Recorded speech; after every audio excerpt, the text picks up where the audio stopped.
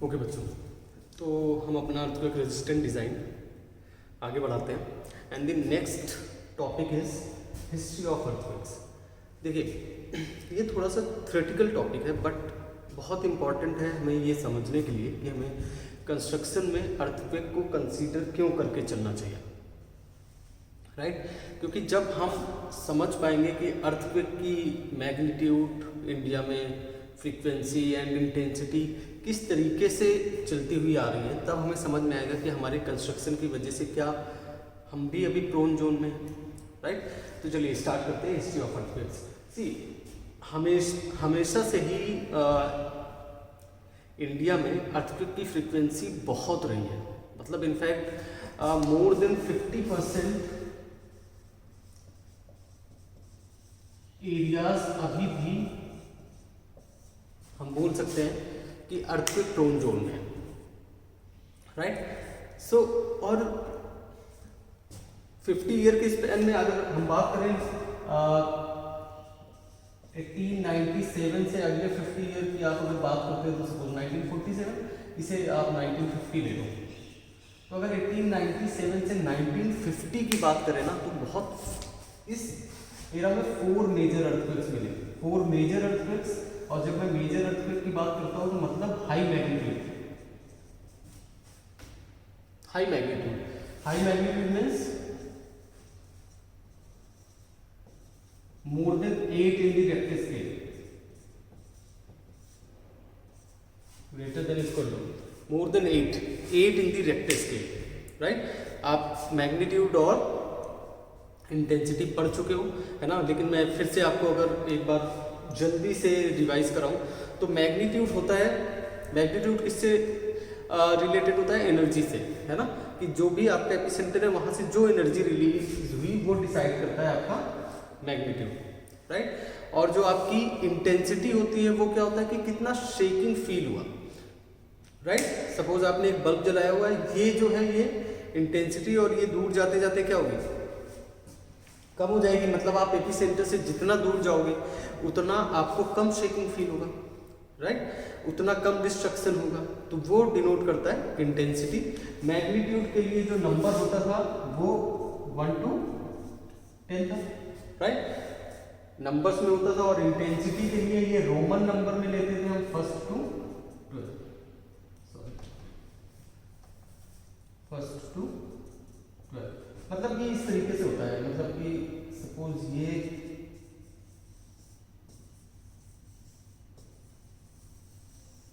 इस तरीके से होता है। जितना आप पास में जाते जाते हैं जितना, सपोज ये नंबर 10th है, देन ये फिर 9th है, देन फिर आपका ये 8th है, जितना दूर जाते जाते हो उतना ये आपकी इंटेंसिटी कम हो जाती है, राइट? तो ये हमने लास्ट लेक्चर पढ़ा था, आप वापस से देख सकते हैं अगर दूर हो।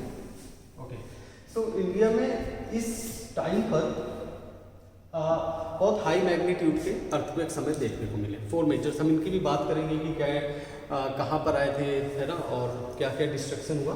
बट उससे पहले हम थोड़ा सा इंट्रोडक्शन समझ लेते हैं। और ये रेक्टर स्केल पे होता है। रेक्टर आपको पता है, ये एक साइंटिस्ट हैं जिन्होंने सिस्मिक इंजीनियरिंग पे एक बुक लिखी है रेक्टर। उनके नाम पर ही हम मैग्नीट्यूड को रेक्टर स्केल बोलते हैं, रेक्टर स्केल। ओके, ऑल्दो जो अभी अगर कुछ पिछले टाइम की बात करें तो बहुत मेजर मैग्नीट्यूड के अर्थक्वेक्स हमें देखने को नहीं मिले। बट फिर से मैं बोल रहा हूँ, फ्रीक्वेंसी बहुत हाई है। मतलब मेजर अर्थक्वेक नहीं मिले, इसका मतलब क्या है कि उतना डिस्ट्रक्शन नहीं हुआ है, राइट? उतने मैग्नीट्यूड के अर्थक्वेक नहीं मिले हैं, उतना ज़्यादा एरिया तक इम्पैक्ट नहीं पता चला है। बट 5, 6, 4, 5, 6, है ना, 6.5, 6.7 इस तरह के बहुत अर्थक्वेक मिले हैं और इसकी फ्रीक्वेंसी बहुत बढ़ गई है।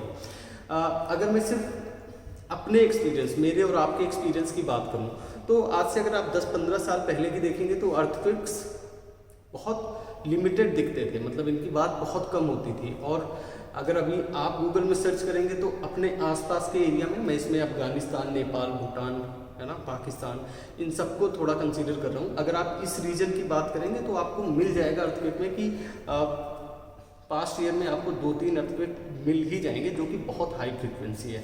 और ऑल्दो कुछ साइंटिस्ट ऐसा भी कहते हैं कि ये ठीक भी है, मतलब कि अगर हमें कम मैग्नीट्यूड के और कम इंटेंसिटी के अर्थक्वेक आ रहे हैं तो इससे क्या होता है कि हमें ध्यान रहता है कि हमें अर्थक्वेक को, देखिए ये साइकोलॉजिकली बात है, ऑब्वियसली अर्थक्वेक तो डिस्ट्रक्शन ही करते हैं, बट साइकोलॉजिस्ट ये बोलते हैं कि इससे हम यूज टू रहते हैं अर्थक्वेक रेजिस्टेंट डिज़ाइन के, तो कंस्ट्रक्शन में भी या फिर इंजीनियर्स के माइंड में रहता है कि हमें अर्थक्वेक रेजिस्टेंट डिज़ाइन को कंसीडर करके कंस्ट्रक्शन करना है।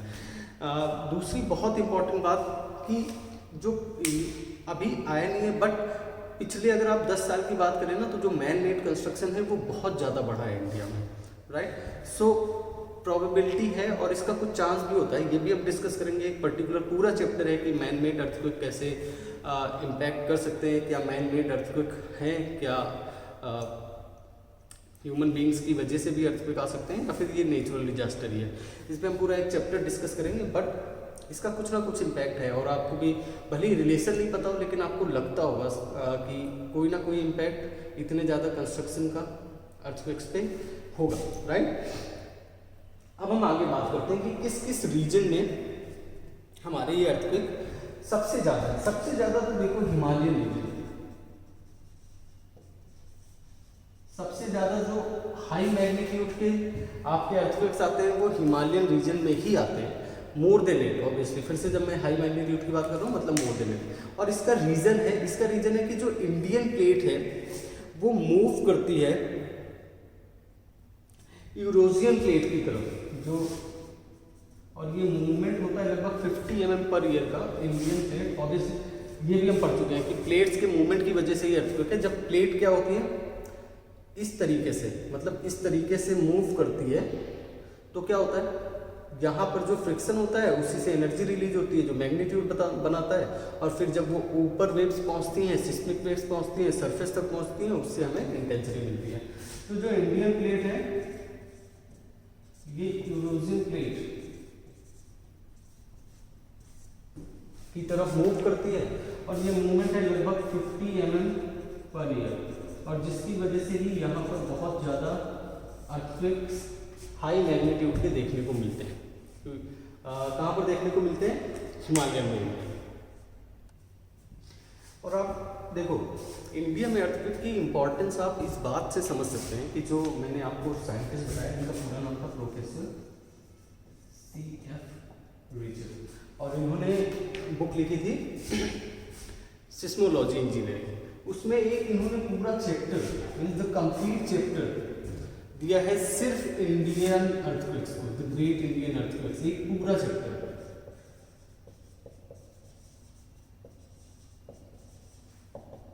तो मतलब बहुत प्रॉन रीजन है इंडिया वाला, जो रीजन है वो बहुत प्रॉन रीजन है अर्थक्वेक के लिए। सो अब हम देखते हैं कि कौन कौन से, जो मैं इस इरा की बात कर रहा हूँ, इससे आगे की भी पढ़ेंगे, मतलब अब हम डायरेक्टली अगर बोले तो ये पढ़ सकते हैं ग्रेट इंडियन अर्थक्वेक्स, ये हटा देता हूँ।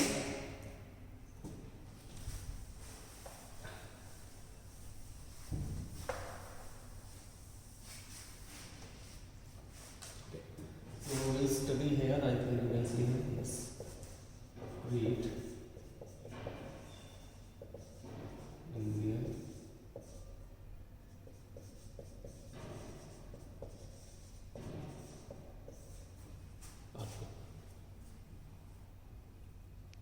ओके।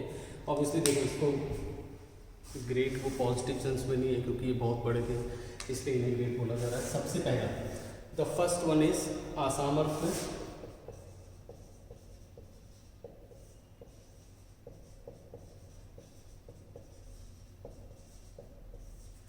और ये आया था आपका 12 जून 1897, 12 जून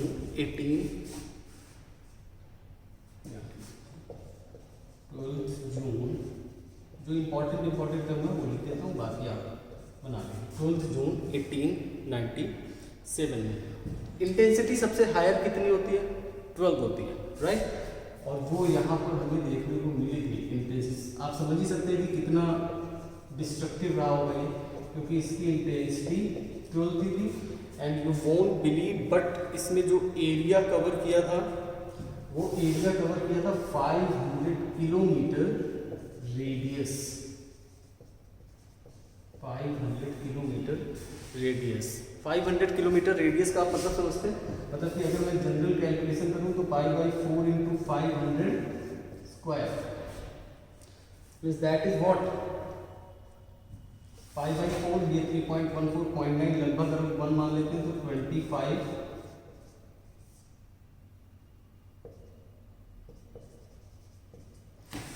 इतना एरिया है ना, and that was a very big area. अब इसका ऑब्वियसली इसका मैग्नीट्यूड भी बहुत हाई था। द मैग्नीट्यूड वाज 8.7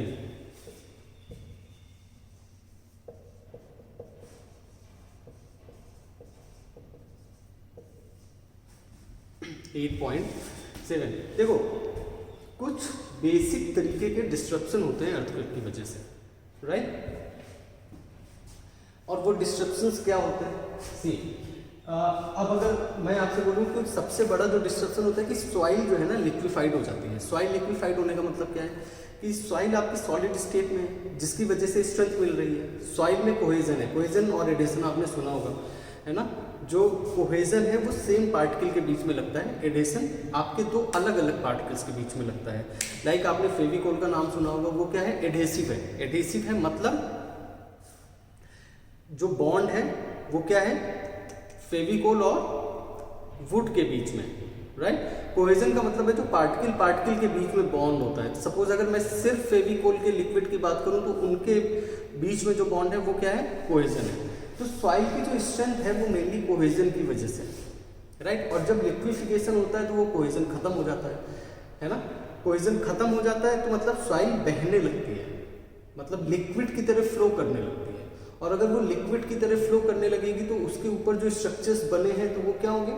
ऑब्वियसली उनका बेस हट जाएगा और वहां से डिस्ट्रक्शन होता है। इसको हम बहुत डिटेल में पढ़ेंगे, बट मैं एक सिर्फ बात बताना चाहता हूँ कि यहाँ पर ये बहुत ज़्यादा हुआ था, सॉइल का लिक्विफिकेशन बहुत ज़्यादा हुआ था। मतलब कि डिस्ट्रक्शन इतना है कि नंबर्स भी नहीं बताए गए। जो हम आगे अर्थक्वेक की बात करेंगे उसमें नंबर्स डिस्कस किए गए हैं, बट यहाँ पर नंबर्स भी नहीं बताए, इतना ज़्यादा डिस्ट्रक्शन हुआ था, right? Okay, then we talk about the second earthquake and that is the Bihar Nepal earthquake. ये भी बहुत प्रोन जोन है, ये यहाँ पर भी 2-3 बार अर्थक्वेक्स आ चुके हैं, बहुत हाई मैग्नीट्यूड एंड इंटेंसिटी के, राइट? सॉरी,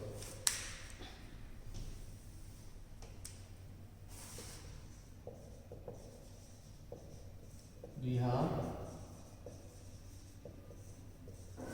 नेपाल। ये अर्थक्वेक आया था 15 जनवरी 1934 को।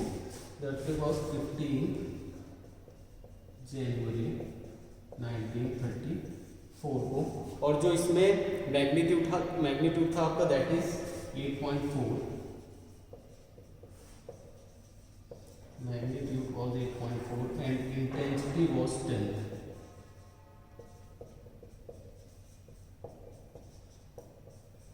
अब देखो ये इंटेंसिटी क्या होता है ना, ये मैंने आपसे बताया कि इंटेंसिटी हर पॉइंट की अलग अलग होती है। तो जहां पर सबसे ज्यादा इंटेंसिटी दिखती है वो वाली इंटेंसिटी हम मेजर कर लेते हैं। जहां पर सबसे ज्यादा इंटेंसिटी दिखती है वो वाली इंटेंसिटी हम मेजर कर लेते हैं। और ये जो इंटेंसिटी है ना, ये जैसे वो रिचर स्केल पे मेजर किया जाता है, ये मर्क्यूरी स्केल पे मेजर किया जाता है। अगर आपसे कोई पूछे किस स्केल पे मेजर किया जाता है तो दैट इज मर्क्यूरी स्केल, जिसपे हम इंटेंसिटी मेजर करते हैं। जो इसका एरिया था, रेडियस था, जहां पर इसका इम्पैक्ट हुआ था that is 300 kilometre radius. 300 kilometre radius, 300 kilometre radius, right? Although it's very sad but बहुत डिस्ट्रक्शन हुआ था यहाँ पर। अभी डिस्ट्रक्शंस के बारे में भी हम पढ़ेंगे कि किस किस स्केल में डिस्ट्रक्शंस करते हैं, बट यहाँ पर लगभग आई गेस 7500 के आसपास इंडिया में डेथ हुई थी और लगभग 3500 या 3200 आई डोंट रिमेंबर इसके आसपास नेपाल में डेथ हुई थी। बहुत डिस्ट्रक्टिव अर्थक्वेक था ये मैं उन्हीं अर्थक्वेक की बात कर रहा हूँ जो 50 साल के रेंज में बहुत मेजर अर्थक्वेक्स आए थे, है ना? मतलब रेल लाइंस आपकी सारी उखड़ गई थी, बहुत जो भी आपकी थर्ड फोर्थ स्टोरी वाली बिल्डिंग्स थी, उनमें जो अपर फ्लोर था वो तो बिल्कुल पूरी तरीके से कोलैप्स कर गया था, पूरा डैमेज हो गया था, है ना। ग्राउंड वाला भी ऑब्वियसली जो अगर अपर फ्लोर आपका डैमेज होगा और फॉल, अब बिल्डिंग का अपना वेट है ना, मटेरियल का अपना वेट है, अगर बहुत सॉलिड ब्लॉक्स अगर गिरेंगे तो वो ऑब्वियसली लोअर सरफेस पे भी इम्पैक्ट डालेंगे। तो बहुत मेजर डिस्ट्रक्शन यहाँ पर देखने को मिला था। Okay, now third is Kenya earthquake, और ये कोन्या अर्थक्वेक आपका आया था 10 दिसंबर 1967 को। Third is Kenya earthquake, and that was of 10th December 1967. The magnitude was again यहाँ पर मैग्नीट्यूड ज़्यादा नहीं था बट डिस्ट्रक्शन यहाँ पर भी काफ़ी हुआ था। मैग्नीट्यूड वॉज ओनली 6.5,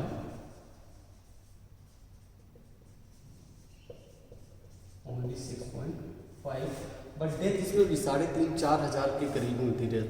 तो बहुत ज़्यादा मेजर डिस्ट्रक्शन यहाँ पर भी हुआ था। इससे देखो पता क्या चलता है, इससे ये पता चलता है कि अर्थ के मैग्नीट्यूड पर सिर्फ डिपेंड नहीं करता है। मतलब कि सपोज अगर आपका एपी सेंटर कहाँ पर बना है, सपोज आपका एपी सेंटर ऐसे जगह पर बना है जहाँ पर ह्यूमन लाइफ उतनी ज़्यादा नहीं है, राइट, या फिर डेंसिटी जो ह्यूमन डेंसिटी है वो इतनी ज़्यादा नहीं है, तो वहाँ पर डिस्ट्रक्शन कम होगा। जहाँ पर कंस्ट्रक्शन कम है, अगर किसी सिटी पे एपी सेंटर बन गया तो अगर वो 10, 20, 30 किलोमीटर पे भी है तब भी डिस्ट्रक्शन बहुत ज़्यादा होगा, राइट। तो हम जब कंस्ट्रक्शन करते हैं तो हम ये सब चीज़ों के बारे में भी सोचते हैं कि क्या सिर्फ मैग्नीट्यूड पर डिपेंड करता है। नहीं, सिर्फ मैग्नीट्यूड पर डिपेंड नहीं करता है। अब हिमालयन रेंज पे अगर कोई अर्थक्वेक आता है ना, तो उसकी इतनी बात नहीं होती है क्योंकि वहाँ पर जो डिस्ट्रक्शन है उसका इम्पैक्ट हमारी इकोनॉमी पे नहीं पड़ता है। देखो यार, अल्टीमेटली सब कुछ पैसे से आके रिलेट हो जाएगा अभी, है ना, कि पैसा लगेगा, इकोनॉमी नहीं जाएगी। ऑब्वियसली लाइफ की भी बात करते हैं लोग, लेकिन जो ग्रोथ है, एक अर्थक्वेक अगर आपका मेजर इस तरह का, जैसे हमने बात की थी कि 500 किलोमीटर रेडियस वाला अर्थक्वेक है, अगर ये अर्थक्वेक किसी भी कंट्री ने फील किया तो वो 10 साल पीछे चली जाती है ना। और अगर ना हो ऐसा प्राइवेस, बट अगर एपी सेंटर सिटी के आसपास है तब तो बहुत ज़्यादा नुकसान होता है ना। तो अल्टीमेटली जो हमारा पर्पज़ है, हम एज अ प्रोफेशनल क्या कर सकते हैं, हम इसको देखो, अब ऑब्वियसली मोस्टली नेचुरल है, ऑल्दो बहुत सारे रिसर्च ये भी बोलते हैं कि हमारा ऑब्वियसली हाथ है, हमने ओजोन लेयर ख़त्म कर दिया, तो क्या है, तो ह्यूमंस का हाथ है, बट मोस्टली अभी जो टेक्टोनिक प्लेट्स हैं वो तो हम नहीं मूव कराते हैं, राइट। तो वो वाला जो मूवमेंट है वो नेचुरल है, तो ये नेचुरल है तो इसको हम रोक तो नहीं सकते हैं, ये होगा तो हो गए, है ना। उसके वेरियस पैसिव रीजंस क्या हैं उसके, जिसकी वजह से ये हो रहा है, वो डिफरेंट टॉपिक है।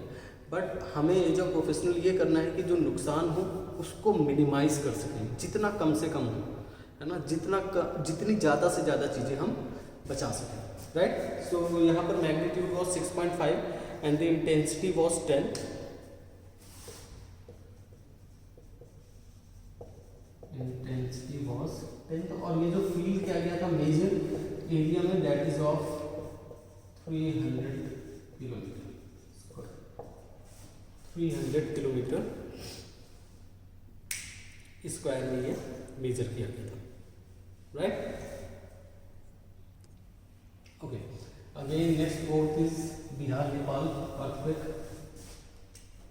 नेक्स्ट फोर्थ मैंने बोला था कि इस एरिया में बहुत अर्थक्वेक आते हैं, बिहार नेपाल। दैट वॉज 19 अगस्त और 18 अगस्त, पता नहीं ऐसे कुछ ऐसा, 21 अगस्त 1988 को ये आया था। एंड जो इसमें मैग्नीट्यूड था that was 6.6, intensity was 7 and 8 के करीब।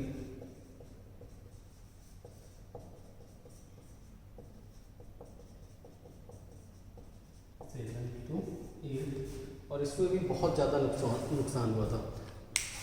रोड का जो लेवल है वो बिल्कुल डिस्टर्ब हो गया था, बहुत बहुत सारे पार्ट में लिक्विफिकेशन हुआ था, जो पॉन्ड्स हैं, जो लेक्स हैं, उनका लेवल नीचे चला गया था, है ना, जो भी वाटर बॉडीज़ हैं आपकी, उनका लेवल नीचे चला गया था। तो हैवी डिस्ट्रक्शन हम यहाँ पर भी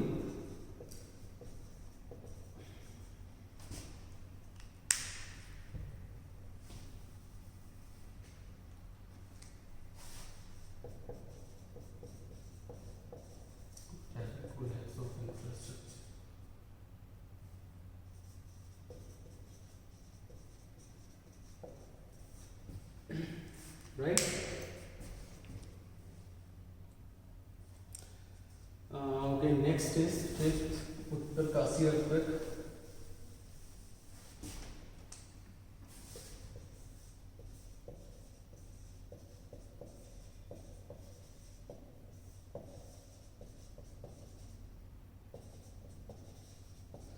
And that was at the date of 20th October 1991,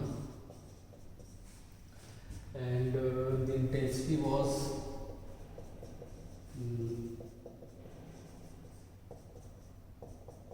9. The area was, I guess, 30 kilometer or 50 kilometers, and the magnitude was 6.6.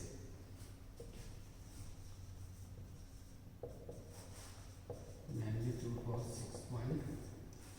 6.6, right? So अब यहाँ पर भी 7 से 8 हज़ार के करीब जाने गई थी। So यहाँ पर भी बहुत ज़्यादा नुकसान हुआ था। ऑब्वियसली देखिए, मैग्नीट्यूड हम जितना जितना पॉपुलेटेड होते जाएंगे ना, उतना कम मैग्नीट्यूड वाले अर्थक्वेक का भी इम्पैक्ट ज़्यादा पड़ेगा, राइट? जितना ज़्यादा हम ह्यूमन डेंसिटी में बढ़ जाएंगे, अगर टेक्निकल वर्ड्स में बात करें, है ना, क्योंकि यहाँ पर देखो, अगर मैं बात करूँ तो ये इतना सिवियर मैग्नीट्यूड नहीं माना जाता है, राइट? इस मैग्नीट्यूड में अगर जनरल देखोगे आप तो क्या होगा, जनरल आपका अगर इम्पैक्ट देखो, है ना, कि बिल्डिंग्स पे क्या इम्पैक्ट होगा, तो आपको शेकिंग फील होगी, है ना, मतलब कि ऐसा फेलियर नहीं होता है, राइट? लेकिन फिर भी बहुत ज़्यादा नुकसान होता है भगदड़ मचने की वजह से, है ना, या फिर भगदड़ मचने की वजह से ही कहीं पर कोलैप्स हो जाए, है ना, या कोई एक बिल्डिंग जो पूर्ली डिज़ाइंड है वो कोलैप्स हो जाए, तो उसकी वजह से बहुत ज़्यादा नुकसान हो जाता है लेस मैग्नीट्यूड में भी, राइट? इसलिए हमारी रिस्पॉन्सिबिलिटी थोड़ी सी और ज़्यादा बढ़ जाती है। Next is Killari earthquake. अब यहाँ पर भी आप देखोगे कि मैग्नीट्यूड बहुत ज़्यादा नहीं था, ना ही इंटेंसिटी बहुत ज़्यादा थी इस अर्थक्वेक में, लेकिन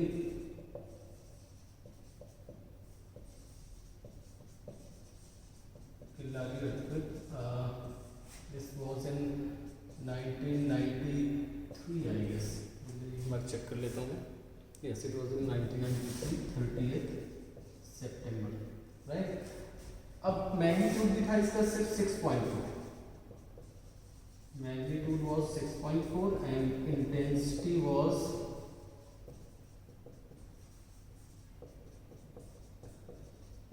8 and 9 in some places। But यहाँ पर एक बहुत शॉकिंग इंफॉर्मेशन बाहर आई कि जहाँ पर भी जिस गांव में इसका इम्पैक्ट था, बहुत सारे गांव में ऑलमोस्ट 30% पॉपुलेशन तक खत्म हो गई थी, है ना, मतलब 30% इज अ बिग पॉपुलेशन, है ना, फॉर एनी विलेज, और वो भी खत्म हो गई थी। अब अगर सिर्फ आप यहाँ से जज करो तो ये तो सिर्फ 6.4 है ना, हमने तो 8.6, 8.8 तक के भी अर्थक्वेक देखे हैं, वहाँ पर इतना डिस्ट्रक्शन नहीं हुआ। इंटेंसिटी भी उतनी ज़्यादा नहीं है कि मतलब एपी सेंटर के पास तो ऑब्वियसली थोड़ी सी ज़्यादा होगी, बट उसके बाद थोड़ी कम इंटेंसिटी भी मिली, 6.5 की इंटेंसिटी मिली, लेकिन मतलब कुछ कुछ गांव में 30% पॉपुलेशन का ख़त्म हो जाना ये दिखाता है कि अर्थक्वेक ने उतना नुकसान नहीं किया है, राइट? कि क्योंकि नंबर्स तो कभी झूठ नहीं बोलते हैं, नंबर्स बोल रहे हैं कि वो सिर्फ 6.4 का अर्थक्वेक था, मतलब अर्थक्वेक ने उतना नुकसान नहीं किया है। May be poor design of building was the culprit. यहाँ पर जो विलन था वो ये था कि डिज़ाइन बहुत पुअर था बिल्डिंग का, है ना, मतलब कि हम को जो मेन चीज़ें ध्यान रखनी चाहिए वो नहीं रखी गई थी, जिसकी वजह से बिल्डिंग्स कोलैप्स हुई और इतना ह्यूमन लाइफ का लॉस हुआ, right? Then the last is again the seventh is Jabalpur earthquake. इसकी भी मैग्नीट्यूड इंटेंसिटी बहुत ज़्यादा नहीं थी। 1997 में आया था ये Jabalpur earthquake. Magnitude was 6 only, 6 and intensity was 8।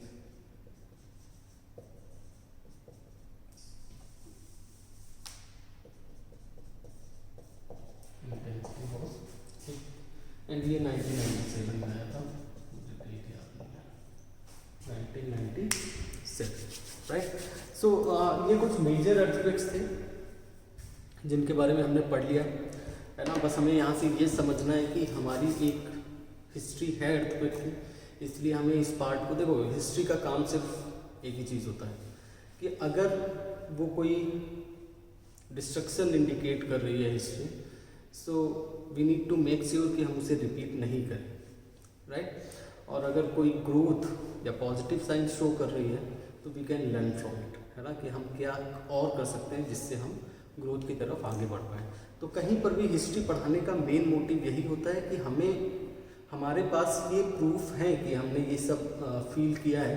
तो अगर आप समझदार हैं तो आप ये गलतियाँ दोबारा नहीं करें, अपनी बिल्डिंग्स को अर्थक्वेक रेजिस्टेंट डिज़ाइन जितना पॉसिबल है ना, अपनी बिल्डिंग्स को उतना रेजिस्टेंट बनाएं, ठीक है। एटलीस्ट इतना रेजिस्टेंस बनाएं कि कम से कम ह्यूमन लॉस नहीं हो, राइट। क्योंकि पैसे वाला लॉस हम 10 साल पीछे चले जाएंगे, 12 साल पीछे चले जाएंगे, वो रिकवर हो सकता है, राइट। कम से कम इतना रेजिस्टेंट बनाइए बिल्डिंग को कि वो ह्यूमन लॉस को बचा सके। रेस्ट हम इसको रोक नहीं सकते हैं, हम बस अपना डिज़ाइन बेटर कर सकते हैं, right. So that is all for today, that is all for history of earthquakes. अब अगले लेक्चर्स में हम पढ़ेंगे कि कौन कौन सी टाइप ऑफ बिल्डिंग्स हैं, है ना, कौन और इंटेंसिटी की ग्रेडिंग हम किस तरीके से डिफाइन कर सकते हैं। ऑलराइट, थैंक यू बच्चों, प्लीज़ टेक केयर।